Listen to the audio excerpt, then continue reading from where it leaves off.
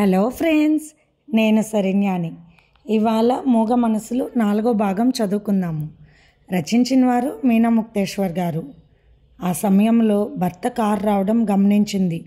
అంతే, ఊపిరాగిపోయినంత పని అయిపోయింది శాలినికి. సిస్టర్ సిస్టర్ అంటూ పిలిచాడు శ్రీనాథ్. సిస్టర్ నిద్రపోతూనే ఉంది. ఆమె ముఖంపై నీళ్లు కొట్టాడు. మేల్కుంది నందిని. తల భారంగా ఉంది సార్, ఏంటో తెలియకుండా మగతొచ్చేసింది, సారీ సార్ అన్నది నందిని. మాన్విత అన్నాడు శ్రీనాథ్. మొత్తం చూసి భయపడిపోయింది నందిని. ఆమె తాగిన టీ కప్ చూశాడు. తెలిసిన హాస్పిటల్కి ఫోన్ చేశాడు. ఈ వెంటనే మిగిలిన టీలో ఏం కలిసిందో ల్యాబ్లో టెస్ట్ చేసి పంపించు రిపోర్ట్ అని చెప్పి పంపించేశాడు. కవితని పిలిచాడు సీరియస్గా. మాన్విత ఏది అన్నాడు గట్టిగా. అవన్నీ వింటున్న శాలిని ఉనికిపోతూ ఉంది. సార్, నేను బయటకు వెళ్ళానని జరిగిన సంగతి చెప్పింది కవిత.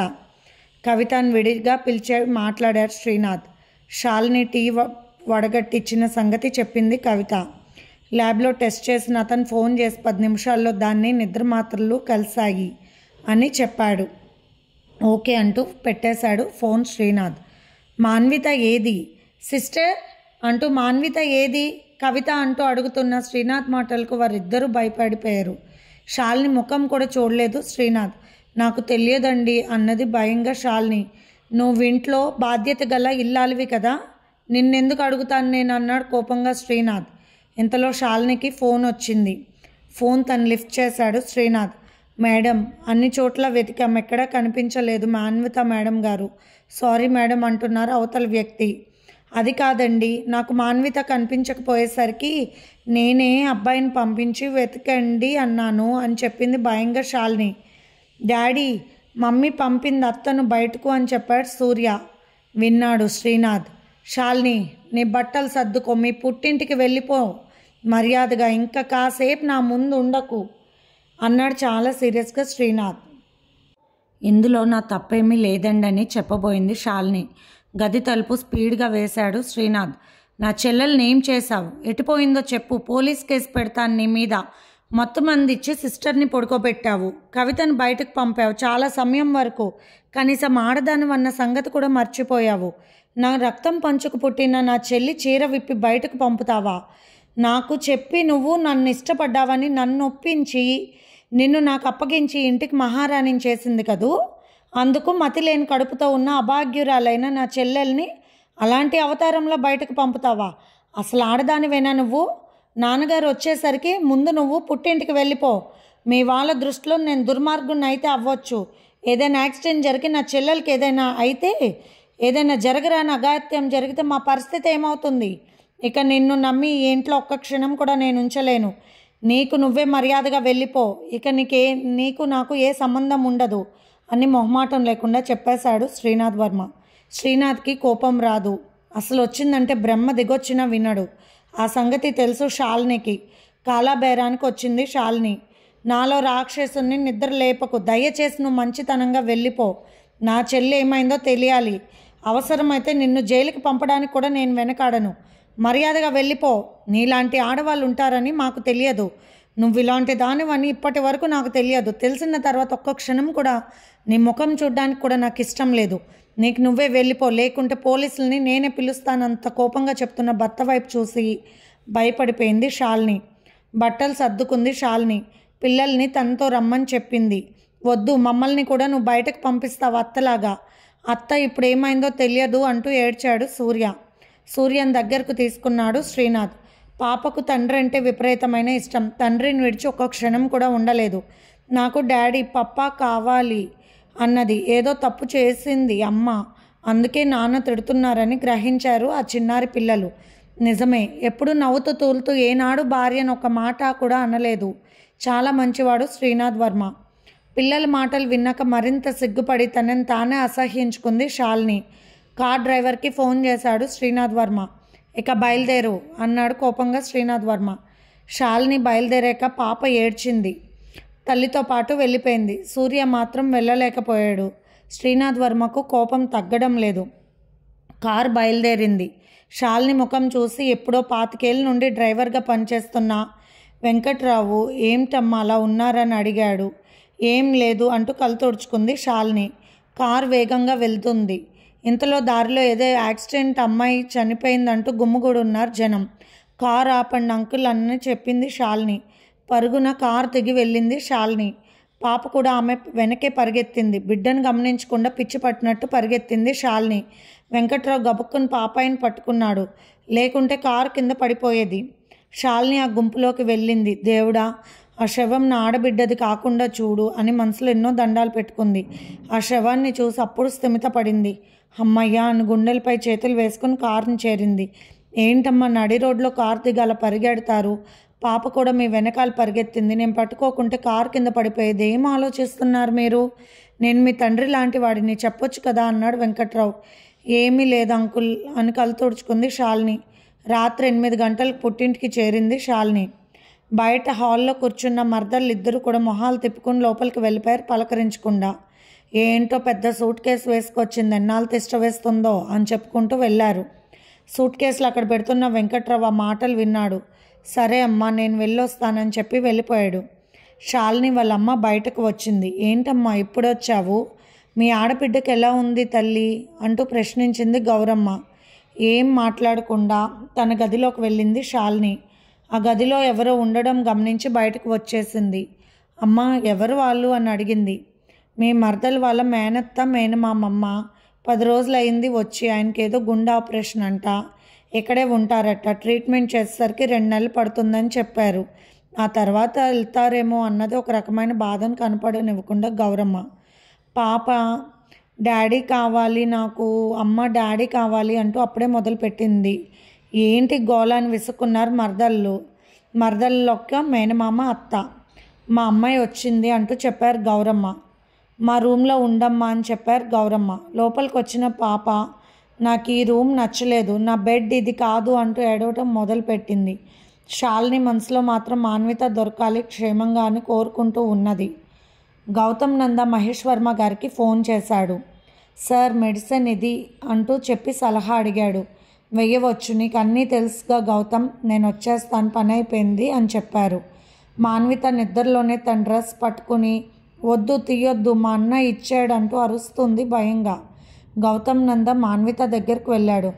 మాన్విత అంటూ మాన్విత చెయ్యి పట్టుకున్నాడు గౌతమ్. వచ్చేసారా మురళి? భయంగా ఉంది, నా చెయ్యి పట్టుకోండి అంటూ కలవరిస్తూ ఉంది మాన్విత.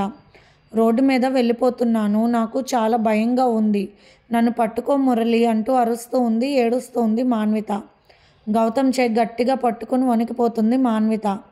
మాన్విత అంటూ తల నిమిరాడు Gautam. Control please, control Manvitha అంటూ తల నిమురుతూ ఉన్నాడు చిన్నగా.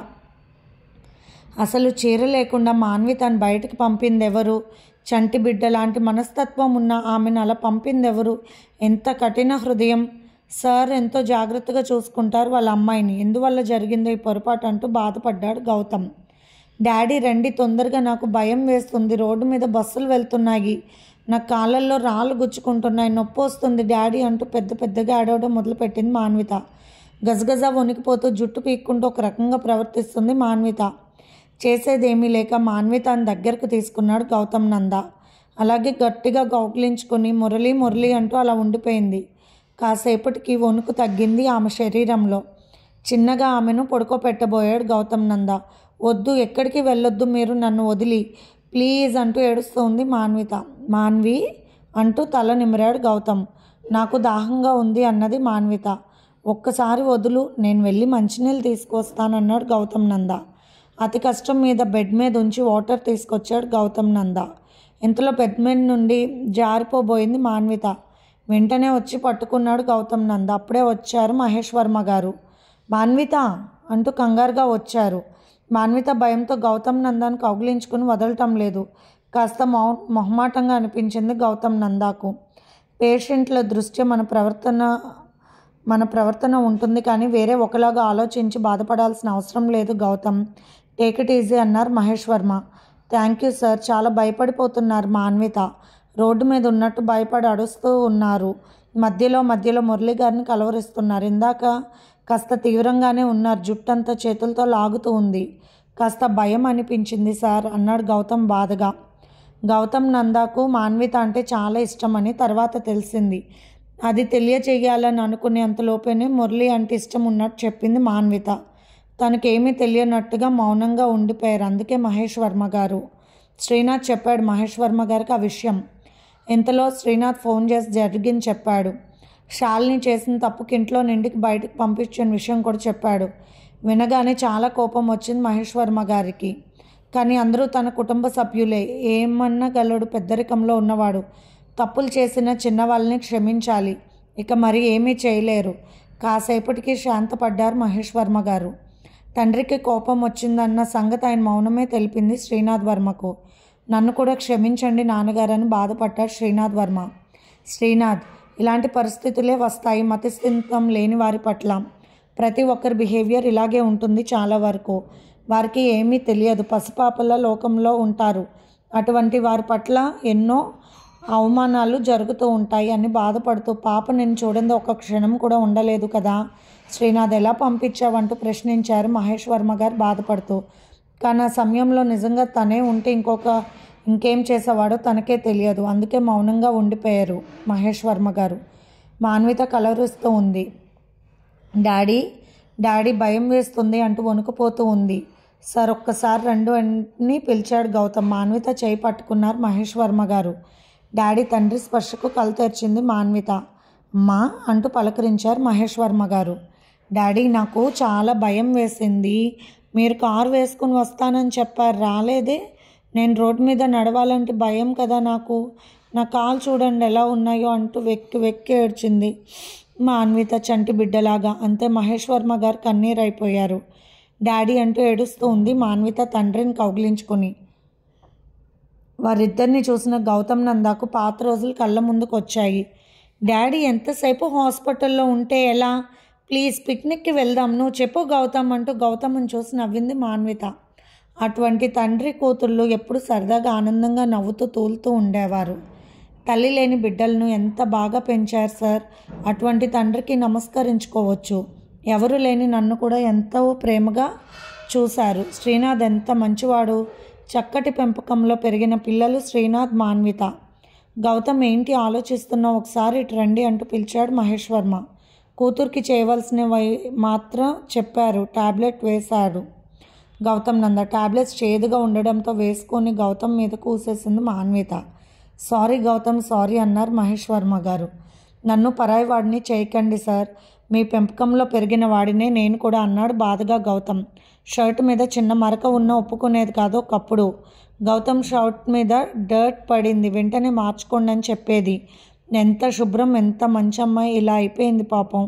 లోపలికి వెళ్ళి వేడివేడి కాఫీ తీసుకొచ్చాడు గౌతమ్ నంద. కాఫీ తాగి కాసేపు స్థిమితపడ్డారు మహేష్ వర్మ. అంబికా నిలయంలో సూర్య, డాడీ మమ్మీ ఎప్పుడు వస్తుంది అని అడుగుతున్నాడు. ఏం మాట్లాడలేదు శ్రీనాథ్. డాడీ, మీ కళ్ళు ఎందుకు ఎర్రగా అయిపోయాయి అన్నాడు సూర్య భయపడిపోతూ. ఏం లేదు నాన్న అంటూ కళ్ళు తుడుచుకుని పైకి లేచాడు శ్రీనాథ్. కవిత సూర్యకు భోజనం తీసుకువచ్చింది. తిను బాబు అన్నది కవిత. అమ్మ తినిపించేది, చెల్లయ్య ఏం చేస్తుందో అన్నాడు సూర్య బిక్కమొక్కంతో. నిజానికి శ్రీనాథ్కి పాప గుర్తొస్తుంది. బాగానే ఉండేది, ఎందుకు అలా తయారైందో శాలిని అర్థం కాలేదు శ్రీనాథ్కి. ఇంటిని నరకంలా తయారు చేసింది.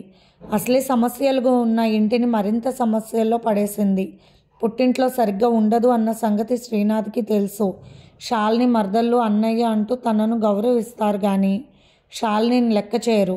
అందుకు శాలిని మాట విధానం కూడా తేడా. ఈ ఇంటి వాతావరణంలో పెరిగిన బిడ్డ అక్కడ అసలు ఉండలేదు అని తన కూతురు గురించి బాధపడుతున్నాడు శ్రీనాథ్ వర్మ. ఒక్కసారిగా మాన్వితకి ఏమైనా జరిగితే ఏమయ్యేదంటూ బాధపడిపోయాడు. తెలుసుకోవాలి, తెలియాలి, శాలినికి ఇబ్బంది పడితే పడతారు అనుకున్నాడు శ్రీనాథ్. అన్నం తినటానికి అవస్థపడుతున్న సూర్యకి అన్నం కలిపి స్పూన్ వేసి ఇచ్చాడు. డాడీ, మమ్మీ వాళ్ళు మరి ఇక రారా అంటూ బేలగా అడుగుతున్న కొడుకుని చూసి బాధపడ్డాడు శ్రీనాథ్. శాలిని చేసిన పిచ్చి పని వల్ల ఆ పసి హృదయాలను కూడా బాధ పెట్టవలసిన పరిస్థితి వచ్చిందని నిట్టూర్చాడు. బాబు, నాన్నగారు గౌతమ్ సార్ ఇంటికి రమ్మంటున్నారు, నేను వెళ్తున్నానని చెప్పింది సిస్టర్. అలాగే అంటూ మాన్వితను అక్కడే ఉంచుతారు కాబోలు. తన పరిస్థితి ఎలా ఉందో అని దిగులు పడ్డారు శ్రీనాథ్. శాలిని పుట్టింట్లో పాప ఒక్కటే ఏడుపు. డాడీ కావాలి, నాకు ఇక్కడ వద్దు అంటూ ఏడుస్తుంది. గౌరమ్మ నోరు కట్టడి చేసేశారు ఇద్దరు కోడళ్ళు. అనిత వనిత ఇద్దరు చిన్నన్న పెద్దన్న బిడ్డలు. అందుకే ఒకే మాట మీద ఉంటూ వారికి వారు గీసుకున్న గీతలో నుండి బయటకు రారు. పుట్టినప్పటి నుంచి పిల్లలకు లగ్జరీ లైఫ్ అలవాటైపోయింది. తమ ఇంట్లో బెడ్ కానీ పరిస్థితులు వేరుగా ఉంటాయి. ఇక్కడ చిన్న చిన్న గదులు కంఫర్ట్గా ఉండవు. పైగా తమ ఇంట్లో సెంట్రల్ ఏసీ ఉంటుంది. ఇక్కడ ఎండ అన్నీ తెలుస్తాయి. తనకే నచ్చదు. ఇక పిల్లలకి ఏం నచ్చుతుంది అనుకుంది శాలిని. రాత్రి 2 అయినా కూడా నిద్ర రావడం లేదు. పాపై నొడిలో పొడికేసుకుని అలాగే కూర్చుండిపోయింది శాలిని. ఇది ఫ్రెండ్స్ ఇవాల్టి ఎపిసోడ్. రేపు ఇంకొక ఎపిసోడ్తో మీ ముందుకు వస్తాను ఫ్రెండ్స్.